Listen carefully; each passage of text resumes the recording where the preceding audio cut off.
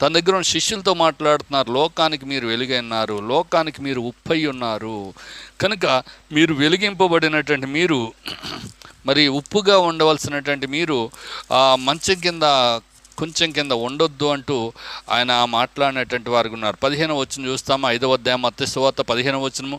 మనుషులు దీపం వెలిగించి కొంచెం క్రింద పెట్టరు కానీ అది ఇంట నుండి వారందరికీ వెలిగించుడికై దీపస్తంభం మీదనే పెట్టుదురు అని రాయబడింది. కనుక మరి దేవుని యొక్క బిడ్డలైనటువంటి వారు, దేవుణ్ణి ఎరిగినటువంటి వారు ఏం చేయాలంటండి, అది ఇంట నుండి వారందరికీ ఇంట నుండి వారి అందరికీ వెలిగించుడికై దీపస్తంభం మీదనే పెట్టబడును. కనుక ఎవరైతే వెలిగింపబడతారో, ఎవరైతే చీకటిలోంచి వెలుగులోనికి వస్తారో వారు ఇంకా అనేకులకు వెలుగుకరంగా జీవించాలి.